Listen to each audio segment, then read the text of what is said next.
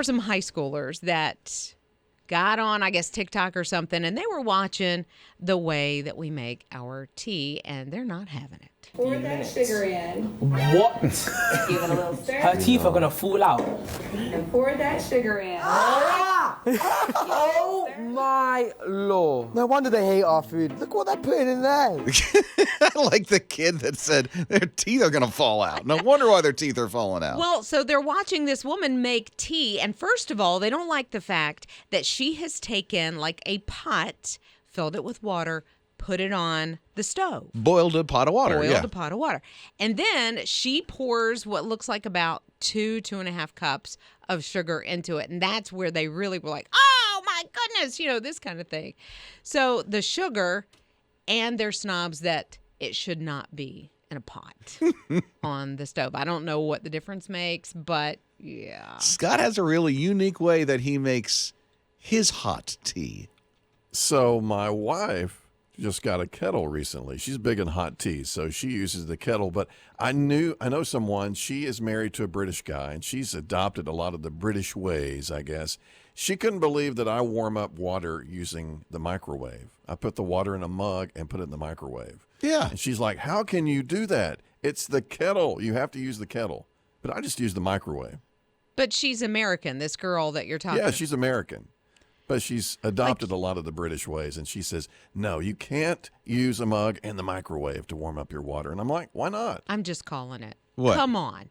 You grew up Right. putting a pot on the stove.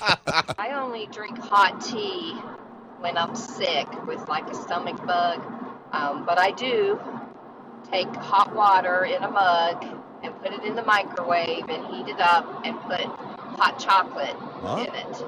Those packaged hot chocolates. So that's the way I do mine. And I also do not drink sweet tea cold. I do not like tea, period. Yeah, because you're putting hot chocolate in your hot tea. I get it because you're sick. But then the hot chocolate in it so it doesn't taste like tea. Is it she's drinking hot chocolate or is it hot chocolate in tea? That could be the issue with the tummy. Oh, my. Evidently, it settles her stomach. I guess. I've never, ever heard of that in my entire wife life. does ginger ale. Oh, to settle the tummy. Oh, yeah. She always does ginger ale. Here's another open mic. This is from the My HISRadio app. I love tea, but sometimes it's too sweet. So most of the time, if I go to a restaurant, I'll ask for a half and half tea. Oh. So it's half sweet, half unsweet, and that helps. And I put a wedge of lemon in it. Sometimes I'll fill my cup up with just a little bit of lemonade, almost a splash of it, Yes. and then the rest of it's unsweet tea. Yeah. That's how my grandmother used to do it. Some people call it, who's the golfer? Arnold Palmer. Yeah, that. Such a hard name to say. I want to know, though, is her lemon carcass in or carcass out? Carcass in, carcass out. What in Yeah. the world does that mean? If you leave the rind of the lemon in, so you can squeeze it, put your hand over it, squeeze it so it doesn't get in somebody's eye. Yeah. And then put it away, that's carcass out. Or do you just squeeze and dump, and then that's carcass in? Oh. Why do they call lemon a carcass? Sounds like you're putting meat in it. Yes, could I have my tea with a whole chicken? Here's another open mic. About 10 years ago, I was in London, and somebody offered to make me some tea, and they asked how I liked it. I looked at them straight in the eye, and I told them, in the harbor. Chuck texted, he said, I stopped drinking sweet tea years ago because I was getting kidney stones. Ooh. Doctor said it promotes them. I hadn't heard that, and I haven't had a stone in 20 years now because For he stopped. real? I know. I knew soda could lead to that. I didn't know tea. Oh, really? Oh, boy. Yeah, and we had a text from Shannon. She said, we just moved our youngest son, Noah, into his dorm room. He's a hot tea drinker, and he bought an electric kettle. So the English would absolutely love this because they don't like the fact that we boil our water. Yeah, but on top of the stove. don't you boil a kettle on a stove, though? You can do an electric kettle, which is what he That's did. And so acceptable over there? I think so. All right. I would think so. Hers is better than mine, the English accent. Here's an open mic. I like doing carcass in. That way you actually get some of the oil from the lemon in there as well. I've never heard of that term until today when Liz said it earlier. Carcass in. I said, what are you throwing thing of meat in there? No, that's the lemon. So it's the rind from the lemon or the outer peel of the lemon. Peel. Yeah. So you can either dunk it all in, and a lot of people don't like that because they think it's dirty. Yeah. But carcass in is where you leave the lemon in the tea, carcass out, obviously we take it out. Never heard of that in my Now, life. I'm making a hot tea. I'll just get the hot water out of the Keurig, so I won't put like the coffee pot in it. I'll just put the mug under where the water comes out and get the hot water that way. Yeah, that's what I've done this morning. I made some tea. Yeah, because we have a coffee machine that'll just do hot water. Yeah, and that's exactly what I did. Yeah. Super, super hot. I'll do oatmeal like that. The hot water out of that. Yes. You know? Grits. We making all kinds of things around here. One more open mic from the My HISRadio app. You have got to use a kettle to boil your water to get a proper cup of tea. Then you got to put some milk in it, and it's not the same unless you got a biscuit to dunk in it. And I mean a proper English biscuit, not a cookie with chocolate chips or none of that. It's got to be British. I live here in South Carolina. I love Jesus, and I'm glad to be here. Thank y'all. Rob and Lizz, his morning crew. It's about time that now people are saying, the experts say this, people are getting tired, completely tired of pumpkin spice. Why do you care so much? Because I'm over it. It's I just mean, a big listen, thing. you start hearing about it in January. Oh, you do? You know? When is it coming back? Like, it's gone. Oh, no. And then, summer hits, and then there's like this anticipation, and then it's the end of July, and then they leak information, and some people are already doing it. And it's like, enough. Right. I'm oversaturated with pumpkin spice. Enough already. I'm not, hey, listen, if you love pumpkin spice, go for it. That's for you. For me, I'm done. What's your favorite flavor, fall flavor? I don't have. I coffee. No. Apple, cinnamon. No, I don't have a scent. I don't have a flavor. I'm the most common person that you'll ever walk into. I really don't care. Okay. Seriously. I just give me water, give me coffee. I'm good. See, I'm not a fan of the pumpkin spice latte. The only pumpkin thing I really like, I do like that cream cheese muffin I got, but like pumpkin pie, cool. I do salted caramel. That is my fall go-to. Is that like a coffee? You can get a coffee, you can get a frap, you can just about get anything salted caramel. I'm just over it. I feel like Scott's a fan of this pumpkin thing anyway. You know what's better than a pumpkin spice latte? Oh, please tell me. Cookout makes a pumpkin pie milkshake. It is the bomb. See, now everybody has to do this pumpkin thing. Right. If you like it, that's good. Scott, love you, man. Enjoy it. Does it have chunks of pumpkin pie in it? It's got a slice of pumpkin pie, and they put it in there and mix it up. Real crust and everything. It is good. That sounds like sludge. Don't knock it till you try it. If you like Cookout's pumpkin milkshake, you have to try Dairy Queen's pumpkin pie milkshake. It's so good. Dairy Queen. Did you know that, Scott? Ooh, no. Is that Dairy Queen write too? that down. His world has just opened up. I know. That's a whole new thing. Okay, Tanya texted and she said pumpkin anything. So she does not agree with Rob. Pumpkin anything, anytime. No. Over it. So over it. Here's another open mic. Good morning. Yesterday I was on my favorite essential oil website ordering more supplies, and one of those pop-up ads showed up, and it was everything pumpkin spice, all of their fall flavors, and I just couldn't. I'm done. I'm like you, Rob. I'm done. I'm over the pumpkin spice. I do like to have clove and cinnamon as flavors in the air. I do like apple cider, but I'm done with pumpkin spice. See, you know what I just realized? My phone's in front of me. I'm going to start getting apple, pumpkin, whatever ads all over Meta. See, it's oversaturated by this great. stuff. So here's another flavor. Michelle is like, absolutely, salted caramel is the best, hands down. Bump the pumpkin. Thank Give you. me all things caramel. Thank you, Michelle. Yeah, the salted caramel, that's where my heart is too. Yeah, I'm not a caramel. Yeah. I'm not that. But I'm with you on the pumpkin. Enough is enough. So again, Rob's rules. No pumpkin, no caramel. Rob's rules. Rob's rules. I should run for something. Okay, here's another open mic. Good morning, guys. This is Brandon up in Spartanburg. We have these fly-by-night flavors like pumpkin spice, and they will come and they will go, but the fall flavor will always be apple cider. That is it. That is the fall flavor. Thank you guys. Love y'all. Hey, good morning. My name is Brandy Williams. I'm actually drinking a pumpkin roll iced coffee right now. My local coffee shop here in Williamston, it's now called Maple Bakery.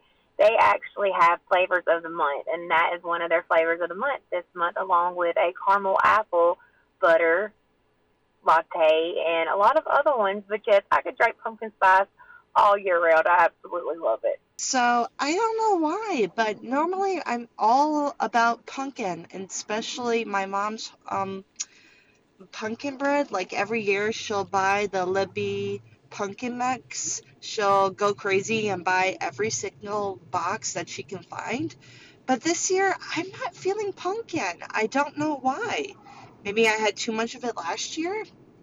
Not too sure. All right, love you guys. Rob and Lizz. His morning crew. It's so encouraging to see how the community is getting together in Savannah, the Coastal Empire, to help people with their need. Compassion Christian Church is sending out a lot of people 1,000 bags of groceries and 500 cases of water. And I love that Second Harvest Church of Coastal Georgia is getting involved as well. We contacted God's Pit Crew here at His Radio, and they sent blessing buckets to the Second Harvest of Coastal Georgia.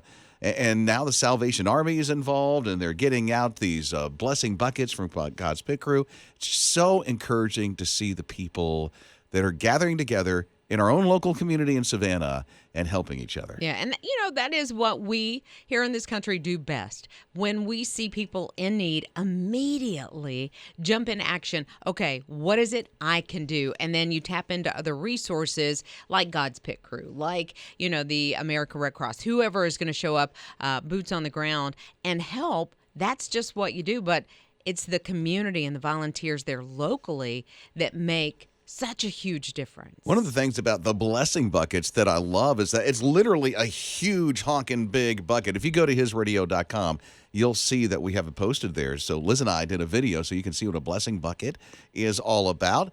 But along with the hygiene products and the towel and all the other stuff, there's a Bible too, because there's a chance that somebody's going to get one of these blessing buckets that are probably so far from Jesus, and they need His hope and His encouragement, especially as they pick up the pieces after the storm and the floods and everything, because a lot of people lost a lot of things. Right. And when you're looking through that bucket, you're like, yes, I lost these things. I've lost a lot in my life, but I still have that hope in Jesus. So if you want to help out and volunteer or even help make one of those blessing buckets, go to hisradio.com. You'll see it right there, right on the front page and on the My His Radio app. Rob and Lizz. His morning crew. We missed it a little bit. The meteor shower that's going on right now. The Perseid? Did I say it right? I always say it wrong. Perseids. The meteor shower that happens the one every August. Yeah, at this time of the year. Yeah, and typically it is between like the 11th and the 15th when the best time to watch the meteor shower happens. Well, it was the 11th and 12th. However, we can still try to catch some meteors up until August 24th. But it's not going to be like peak. It's not peak, right? Okay. But you still might catch one, which is super cool because you may be somebody that's never seen a shooting star or a meteor. They're kind of neat to see. I catch one every now and then, but I've never seen this big one that Liz is talking about in full form. Yeah, this one is very special to my heart, very special because this is the one that my husband proposed to during. He had no idea it was happening. He says that. No, he had no idea. He says that. That just keeps it magical. It does kind of keep it magical. It was out at like a lake, right? Yes, it was at a lake. So it's amplified because there's all the meteors and then it's reflecting off the water. And pitch black. Oh, my word. Like it was so dark, and he had brought like a blanket and music and like snacks and things like this. And Dude's too romantic. Right? And we just laid there and watched the meteors, the showers. I had no idea. Could see the Milky Way. It was such a clear night. And then, of course, at the end of it, I was a single mom at the time. And I thought, we'd only been dating 2 months. And I thought, is this cat about to propose to me? Didn't he ask uniquely? He did. Yeah, I thought so. So the later it got, I was like, well, it's time to go. We have to pick up my daughter. And I turned around and he said, can I be Taylor's daddy? Whoa. Dude, you had her right there, man. Right? I mean, I didn't even need a ring. I took it, but I didn't even need it. Rob and Lizz. His morning crew. Let me tell you, we've been praying for Dally, this little baby, 8-month-old who so desperately needed a heart transplant. I know. At 8 months old. Amazing. Well, God fulfilled that, and she is either home or on her way home. Yeah, I think maybe she might be home by now. Now, she's still got, a long road ahead, so could always use prayers for the family. But, oh, my goodness, what a cutie patootie. And she just seems so happy. She has an older sibling, too. I think it's a brother that's in the family that's so happy she's coming home, I'm sure. You know it. Yeah. He's going to be one of those good big brothers, looking out for his sister as she's growing up. Oh, sure. Going to take care of all those boyfriends that are heading her way. Right. But, man, when you think about organ donation, this is just so huge to know that she's got somebody's life in her when it comes to that heart. And, somebody had some loss, but this family was able to gain. And so amazing. And I know that, what is it, Donate Life, such a big organization throughout the Carolinas and Georgia when it comes to being an organ donor. And I don't know about you, but I am one. Yeah, me too. I know you can sign up like on your driver's license, but also I think it's important. I've had that discussion with my family that if anything were to happen, you take anything that is needed, and donate so that somebody else can live. Yeah, just like Dally. Yeah. Rob and Lizz. His morning crew. Okay, where's Jake? Jake's one of our producers. Yep. You okay. Now, Jake used to, correct me if I'm wrong, you used to, when you were a kid, hang out at Chuck E. Cheese. I used to love Chuck E. Cheese. What about it was Chuck E. Cheese for you? It was just so nostalgic. They had great games. They had a ball pit with a little slide attached to it. The ticket blaster used to be way fun, and there was more tickets in there. I used to go there at my birthday with my best friends during kindergarten, so it's been a little bit. Yeah, it has been a minute, hasn't it? What about that rockin' band? Yes, still creepy, but Yeah, I still appreciated it. Did it scare you? Yeah. So here's what I'm wondering, because I'm reading that Chuck E. Cheese is now going to be a subscription service. It's like $8 and you get certain things for this $8. Well, they have different levels starting at $8. Oh, it starts at $8. It starts at $8. That's where you get to play. You get so many tokens so you can play the games. And then if you want to add food and you want to add some other things, then it can go up to $30 a month. Ooh, okay. Well, Jake, you in? No, who's still going to Chuck E. Cheese? Whoa, wait a minute. This was your jam. It was, and then they rebranded 7 times, and that was falling off. Oh my goodness! So they got rid of the band, right? I think so. Yeah, because I went actually. I think like a couple times last year for one of my friends' kid's birthday party. Yeah. And it made me depressed. Oh, Did man. it? See, I heard that they expanded the menu because that was not the draw. I'll just say it that way. Right. Back in the day. But I heard they expanded the menu to make the adults a little happier. So I don't know, but I haven't been in at least a decade. They're trying to get people in there all the time. That's what they're doing. That's why the subscription service, Well, because sure. usually, like for Jake, it was a birthday, Yeah. right? And Yeah. I remember even when I was a kid, my mom would bring me there for a birthday party. Well, sure. You don't go there and go, hey, I'm going to go to Chuck E. Cheese today. No, but I wonder why they're going to try the subscription thing. I think it's going to fall flat, but I kind of do too. I mean, $30 a month, and that's, for, is that a person? That's what I'm wondering. If that's per person, if you have a family of 4, that's $120. Rob and Lizz. His morning crew. It's his radio, so where do you send the mail? it's very interesting. I mean, if you want to tell somebody to go to this one house, you say, well, turn at the post office, go a couple of streets down, turn at the big oak tree, and it'll be the second house on the left. There's not one address in this one town. It's called Carmel by the Sea. They're in California, and there's no address. There's zip codes and stuff. They do have a post office. I'm like, is this for real? Yeah. So I Googled Carmel by the Sea, and I looked for hotels. And there's a hotel, but there's no address. I'm like, is this for real? Why? It's a wealthy community, Carmel by the Sea. They have about 3,100 people that actually live in Carmel by the Sea. And the city's like, you know, we really need some addresses. So they're trying to come up with a plan to do the addresses. And Carmel by the Sea, California, and the people that live there said, no. They don't want we addresses. like it like this. No. I didn't want anyone finding my wealthy home. I know, right? But here's the thing. I get it a little bit. It's like, listen, this is our town. We know where we live. You don't need to tell anybody. I mean, it's fine. It's kind of neat when somebody says, yeah, turn at the oak tree where the white fence is and we're 3 doors up. I mean, just think about it. Look, I got a real good relationship with my Amazon driver. I'm going to need him to have my address. Rob and Lizz. His morning crew. It's Rob and Lizz in the morning, his radio. I never thought I'd say this in my life, but lard is fashionable again. Lard? Lard. Like for the last, I don't even know, it seems like a couple of decades, we were not allowed to use lard, or at least we weren't allowed to talk about it. What is lard? I hear this. It's like animal fat. Oh, yuck. But they sold this in the stores, didn't they? They still do. I feel like my grandmother used lard. Yes, and you can buy the thing that says actual lard, but a lot of us use the Crisco kind of thing. Yeah, so it's Scott's grandmother, didn't she use lard? Lard and Crisco. Oh, my goodness. I grew up on Crisco, and my cousin who taught home economics at my high school was a Crisco super fan. Loved it. And so everything she made, she baked, it was Crisco, and my grandmother used it a lot, too. Yeah. I feel like my grandmother made fried chicken out of that Crisco. Yeah. That is a thing, right? Oh, yes. I thought so. Yeah, and then, so I remember my mom putting it on her hand and then putting it on, like, the baking sheet. And if she was going to make biscuits or, anything like that, because now you spray the pan. Yeah, that's true. And back then it was lard or Crisco.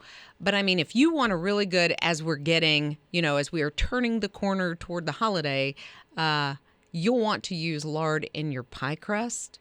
Why? Oh my goodness. You talk about a flaky pie crust. It makes it so much better than any of the substitutes. Don't you use margarine? Don't do it. I just gained 25 pounds listening about lard.